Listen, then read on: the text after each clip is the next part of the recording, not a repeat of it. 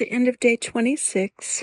So I've done approximately 1/4 of my little challenge, and the only thing I've really managed to do is post daily, with the exception of last night when I fell asleep sitting up, but I did post as soon as I woke up this morning. So haven't made all the changes I want to make, but I have heightened my awareness of what I need to be doing. I'm not as mindless with things, even though I'm still doing a lot mindless.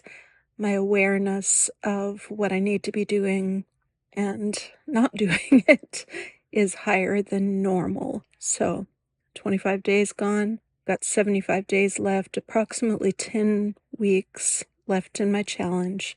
I plan on hitting the ground running tomorrow. It's going to be a very busy week. Tomorrow's Monday morning. It's an extremely busy week. I'm taking on a new client next week, and it's going to be busy. So, my goals are to, like I said, in the last video, plan the day on paper before I even start. So, before you start your day, finish it on paper. Get everything planned out I need to do, and I'm already halfway there for tomorrow, and I just need to break it down by day. So, I'm still reading the book Atomic Habits. I'm on chapter 8. It talks about how to make a habit irresistible, and it talks about temptation bundling. And I left off there, so I'm going to read the rest tomorrow morning. I'm not really sure how to do temptation bundling. It's something I'm going to have to think about. The example they gave was this guy, he knew he needed to ride his stationary bike and get more exercise. And he also enjoyed binge watching Netflix.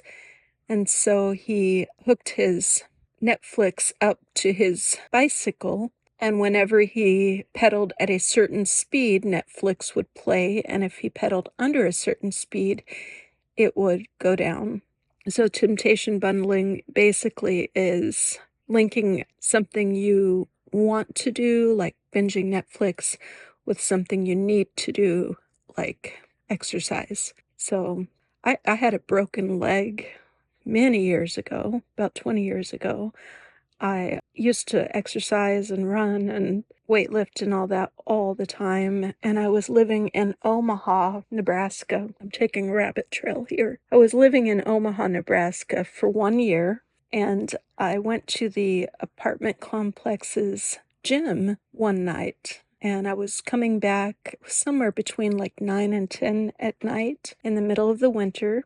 It was the last day of January 2000. I was coming back from my apartment gym, and I was crossing through several little complexes through their breezeways to mine, which was the last one across the way, and there was black ice on the sidewalks in front of the apartments. I didn't see anything, and I slipped up and came straight down on my ankle and heard a huge crack and fell on the ground. And I had broken my leg in 7 places from that fall. It was both in my lower leg, I can't remember the names of the bones, but in the big bone, it was broken in 3 places. In the little bone, it was broken in 4 places.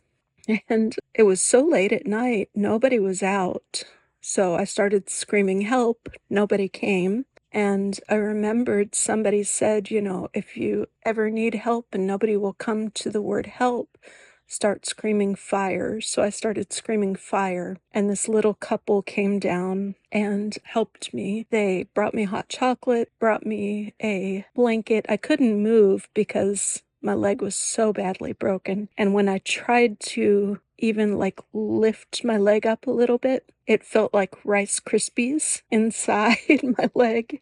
It was a really bad break. So even when the EMTs came, they slid on the ice too, and the little stretcher things slid on the ice too. So I got to the hospital, and they put me on some heavy medicine once they figured out what was going on. And then their surgeon, they had to call back from a ski trip. Like, they said I was close to losing my leg if I didn't have surgery pretty soon. I'm really going off on a tangent here, but he came in, he said it looked like a skiing accident instead of just a slip and fall on black ice. But anyways, I used to exercise all the time and walk all the time. And then after that, it took a while to get back into the swing of things. And I didn't exercise for a long time. And then once I started again, I would watch shows and be on the treadmill at the same time. So,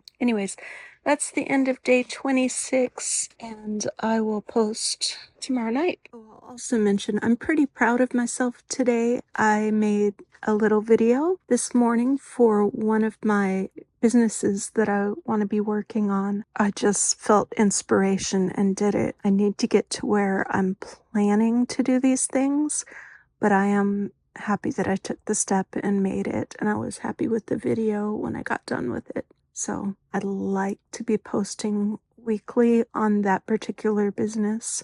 That's one of my goals. We'll see how it works in with my crazy jobs. It's going to take a lot of planning, I think.